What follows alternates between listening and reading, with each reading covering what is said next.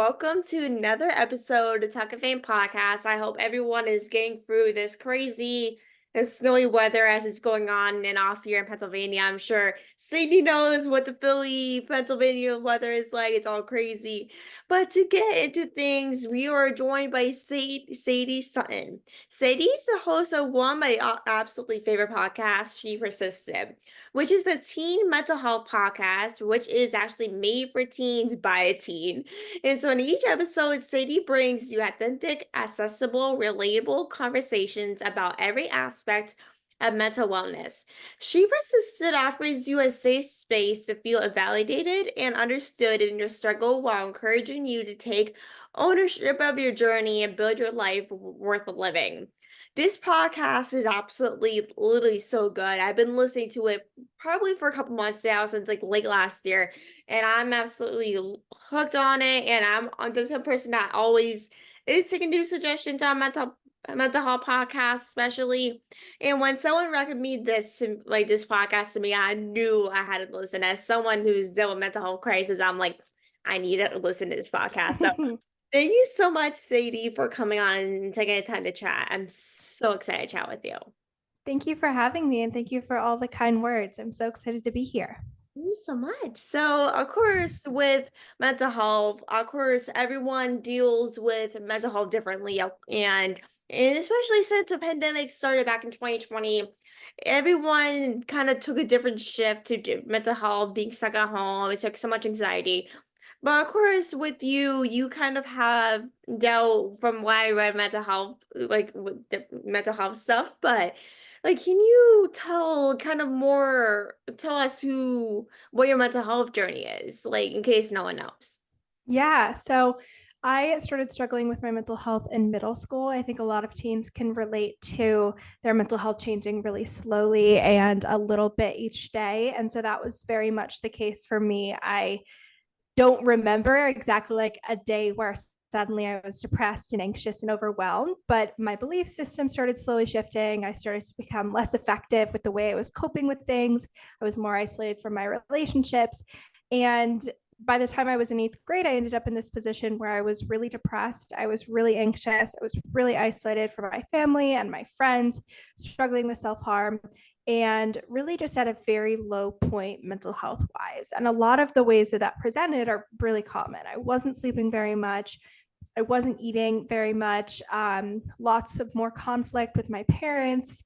Interestingly, I was like more engaged with homework and school. I kind of used that as an outlet to avoid what I was thinking about and feeling. Um, and a lot of anxiety, a lot of overwhelm, and really a lot of avoidance of what I was experiencing.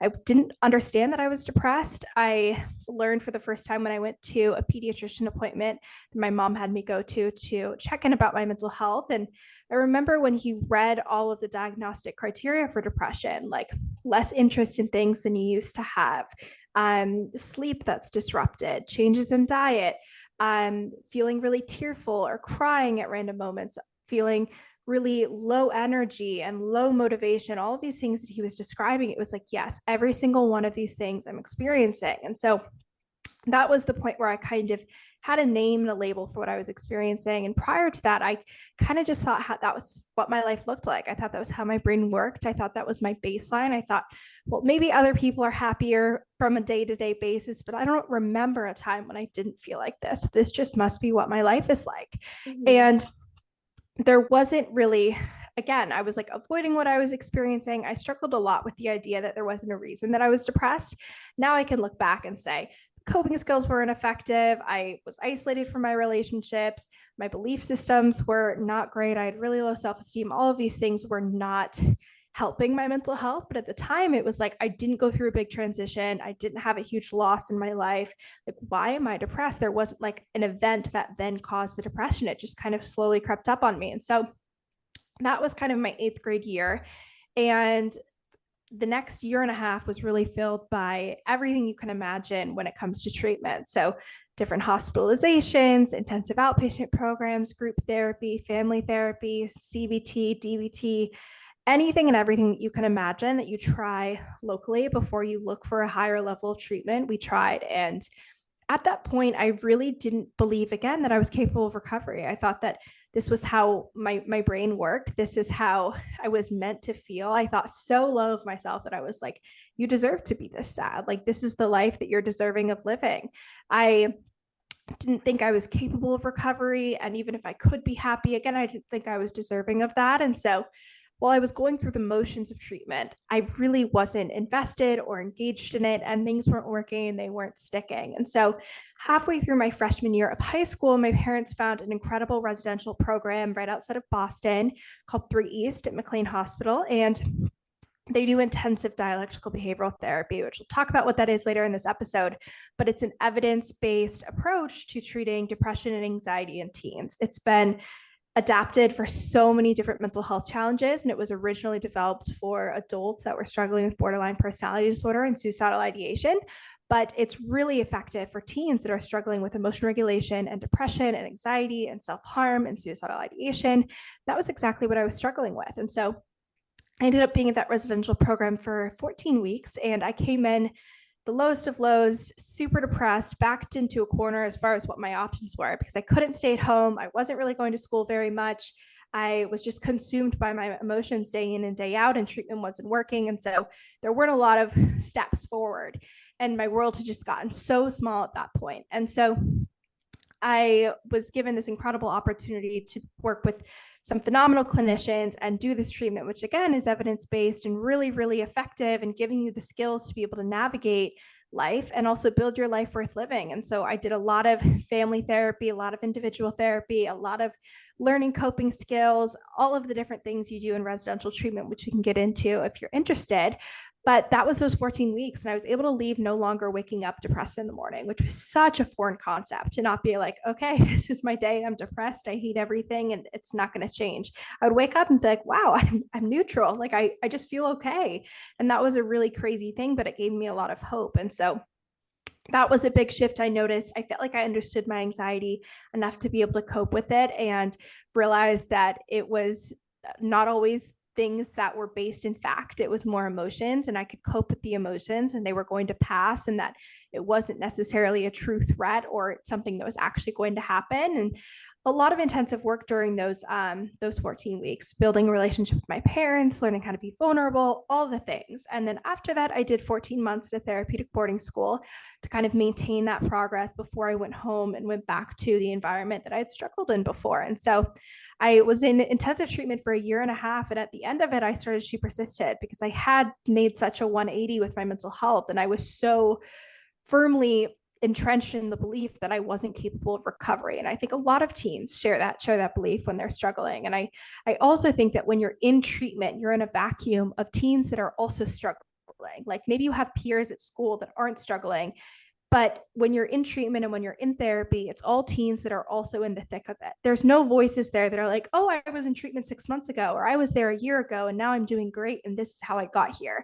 I felt like that was missing. And so many adults told me that it would get better and that things would change. And I didn't think that I had enough autonomy as a teen to truly make those changes. And so all of those factors combined, and the fact that I had access to such a phenomenal team and learned so many skills that I could have learned earlier on to prevent a lot of what I went through, I wanted to share that with other teens. And so I started She Persisted, and that was my sophomore year of high school. Now I'm a junior in college. So we are many years in and 170 episodes at this point. And my goal is really to create the resource that I wish I had when I was struggling, and have these conversations and help not only teens, but parents and people in their community that see someone struggling and don't know how to support them. And so that's kind of the podcast. And then I'm a psychology major at the University of Pennsylvania. So my goal is to become a clinical psychologist and also help teens on that level as well. That's amazing. Like everything like you described, like with anxiety, depression, that was something that I have personally dealt with, back when COVID happened, like that summer of 2020, when of course with having mental health and dealing with that, you feel more isolated and trying to find things to really kind of distract you from feeling those feelings. And when you're not doing those things, you're like, what am I doing to myself? Like, Yeah. you just don't know what's going on and you don't know what to do with yourself. And sometimes you want to ask for support, but don't want to ask for support because I mean, some people, and I'm also one of those people that sometimes don't like to ask for help in certain things. And Yeah. with dealing with mental health, not a lot of people know how to support people with mental health, and what to say, what to do, or what to do in certain situations that a lot of people don't really know what to do in certain situation. And it's like with listening to different podcasts and like social media and stuff, that is such a great tool to be able to listen to different things on how to support people, which is amazing that you're doing all these things. But I want to ask you about DBT. Like I honestly didn't know about that until I read like everything you're doing to prepare for this interview. I honestly didn't know what that was. But I would honestly love to kind of learn more about DBT, like because I'm Yeah. like, might as well like ask. Because I'm like, I need to learn about this. Like Yeah. it's something definitely I think a lot of For listeners would like sure. in from. Yeah, I'll give you a little crash course. So dialectical behavioral therapy is a treatment that was developed by a woman named Marsha Linehan. She worked at the University of Washington, and this was developed like within like the past 20, 30 years. Like this is not something that's been around for centuries or ages. Like this is a newer mental health treatment. And so Marsha Linehan actually struggled with her own mental health as a young adult. So when she was around our age, like late teens, early 20s, she actually was in an intensive treatment program and she struggled immensely with her mental health. And so her guiding principle in her career was that she had been to hell and her goal was to go back and save people from that. She understood intimately what it felt like to struggle in that way and feel so hopeless and so overwhelmed and so consumed with suffering. And so her life's goal was to help other individuals in that position come out of that place. And so she was an incredible, she's still alive, but she's an incredible researcher, an incredible psychiatrist. She was an incredible psychologist, and she had a very lengthy career. She did a lot of research. She worked with the suicide hotline when she was in college. She very spiritual. She did different stints leaning into mindfulness and Eastern medicine and all these different things. But when she was working at the University of Washington, she found this group of patients that most therapists didn't want to work with. They didn't want these patients on their caseload because these patients were extremely depressed and suicidal. And so it was a risk to have them on their caseload because you didn't know if they were going to have a suicide attempt or if they were going to be there for the next session or if they would ask for help if they got into that position. So Mhm. it was very high risk, but they were also so incredibly hopeless. So they weren't like the most enjoyable patients to enter a session with and be like, hi, like, welcome to therapy. And they're like, I hate everything. Nothing's ever going to change. Mhm. So she found this group of patients and she was like, this is who I want to work with. I want to try and create a treatment that helps these individuals that all these other clinicians have kind of not been able to help. And so she found that when she talked to these patients, that if you told them you need to accept your mental health, you need to accept your situation, you need to accept that these are the cards you've been dealt, they were like, are you kidding me? Like, you're telling me to accept this? This isn't my fault. Like, how dare you say that I have to accept this life that's so horrible? But when she said, let's work to change this. Let's problem solve. You're depressed, you're suicidal, you hate your life. Let's build you a different life. They were like, so you're saying that this is all on me? I didn't do this and now I have to solve these problems I didn't create for myself. Like, are you kidding me? And they really weren't responsive to either of these things. But when she used both of those together and she said, we're going to accept that these are the cards that you've been dealt and that this is a terrible, awful, horrible situation. And we're going to try and build this life worth living and try and take some steps forward, but also acknowledging how difficult and terrible and awful this is. They were really receptive. And so dialectical behavioral therapy is built on that idea of dialectics, two opposing things that are seemingly opposites but can be true at the same time. So dialectic of acceptance and change. There's dialectics that my lived experience or my truth and your truth can be true at the same time. You can be doing your best. You could also do better. Like these are all dialectics at play in DBT. And so And that was kind of the core philosophy of DBT. And so as she started doing these clinical trials and experimenting with how she could create a treatment to help these individuals, she came up with DBT skills. And this is this giant workbook filled with skills that basically teach you how to live life. And if you function well and you are not struggling with your mental health, you're probably doing a lot of these things. But like you and I have experienced, when you are struggling with your mental health, you tend to be less effective and you kind of get further and further and further away from that optimal way of functioning. So maybe instead of being like, I'm so hopeful about the future, things are going to change, they're going to get better. Now you're saying to yourself, everything sucks. I felt this way for so long, nothing's ever going to change. And this is what my life looks like for the rest of my life. So maybe it's the thought process. Maybe it's how you ask for help. Like you said, you get scared to ask for help. You get into that headspace of, I have to figure out everything myself. It's my mental health. I should be able to solve this problem. And so then you're not as vulnerable. You're not asking for support when you might need it. And so these DBT skills kind of ground you in what's effective. And there's 4 modules. There's mindfulness, interpersonal effectiveness, distress tolerance, and emotion regulation. So mindfulness is the principle she brings in from Eastern medicine, and it's like staying present, living in the moment, a lot of these more philosophical things in the way that we think about life, like the dialectics. Then we have emotion regulation. And those are the skills that keep us at our baseline and help us regulate emotions, because a lot of these people that DBT works for really struggle to regulate their emotions. And it feels like their emotions are ruling their life. And so you learn that when you take care of your physical health and take care of your physical illnesses, and you are getting enough exercise and you're eating balanced and you're sleeping enough and you're avoiding mood altering substances, that allows you to function at a better level than if you weren't doing those things. And that if we cope ahead for situations that might cause an intense emotion, we handle that better. And when we accumulate positives in our life and plan these really great moments, it helps our mental health. So those are kind of emotion regulation skills. Distress tolerance is tolerating distress. So this is crisis mode. This is like, I'm having a panic attack. I'm super angry. I'm crying after a breakup. Any of those moments where you're like at a 7 to 10 with emotional intensity. And that's things like if you're having a panic attack, you dunk your face in a bowl of ice water, and 100% of the time, your heart rate will decrease, your breathing rate will decrease, and those physical symptoms kind of lessen. So then you can focus on the mental and talk yourself out of that intense state. And so that's distress tolerance. And then interpersonal effectiveness is relationships.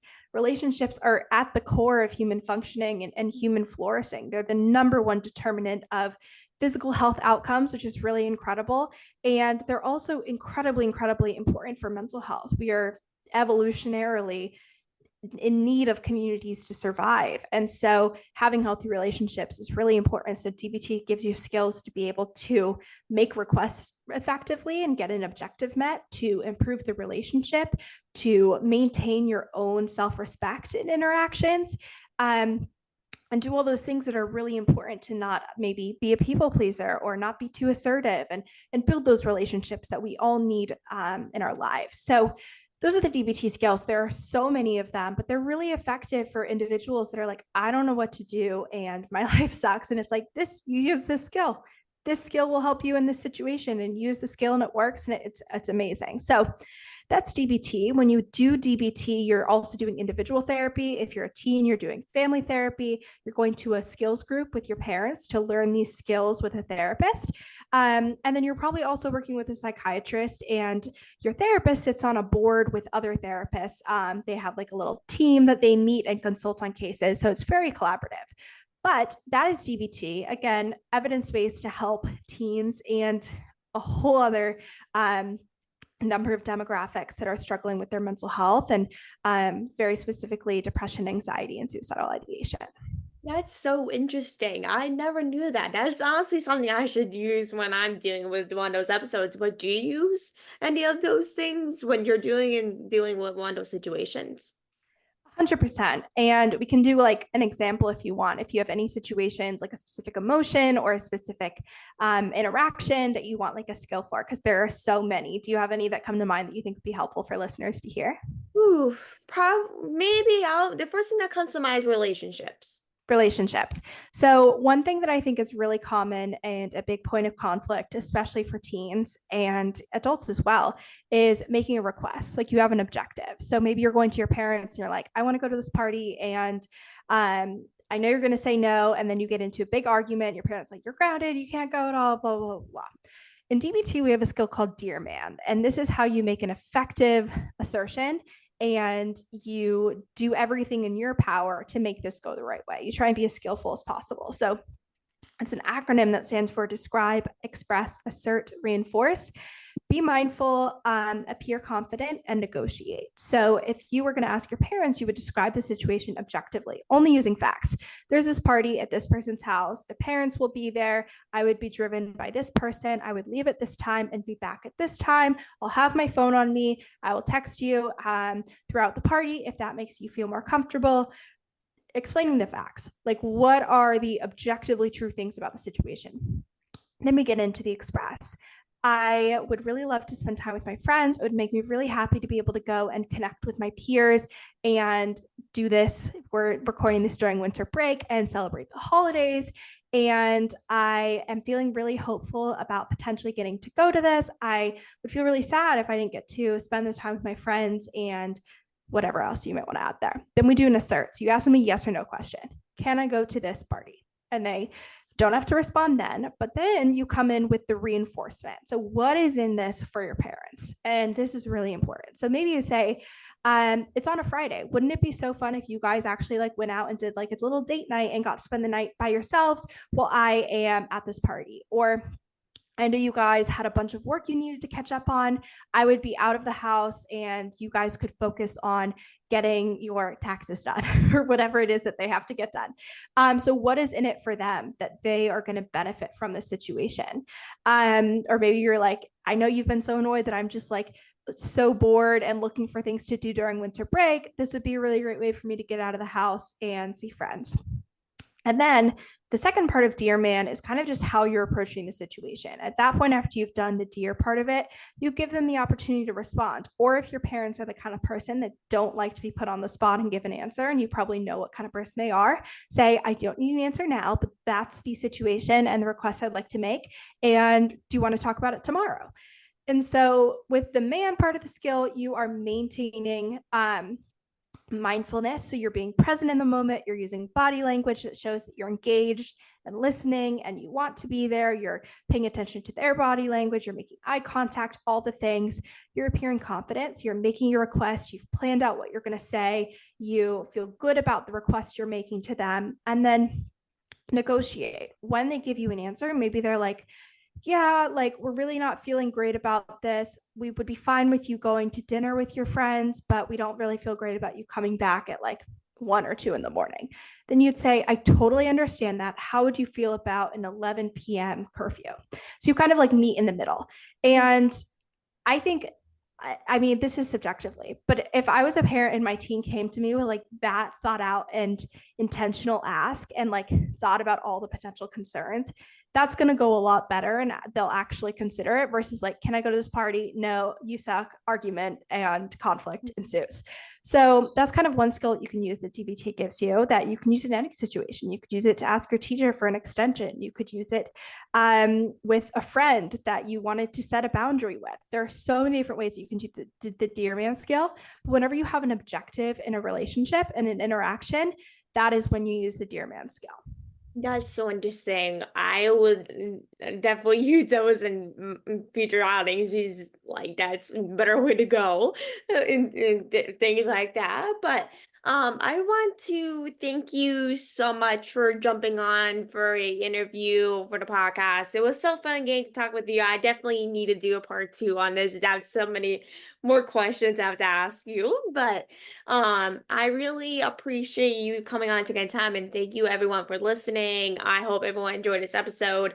And where can people find you on social media if they want to connect with you? Yeah, so Instagram and TikTok, I am at She Persisted Podcast. My website is shepersistedpodcast.com, where you can find all the links to the podcast and YouTube. Send me an email if you have an email. I'm always there via like DMs. Feel free to follow, comment, any of the things. I spend most of my time on Instagram and TikTok and try to post a lot of content there about mental health. Perfect. Everyone go check her out. And I hope everyone enjoys the rest of your day. And thank you so much, Sadie, for coming on. It was so great chatting with you. Thank you for having me.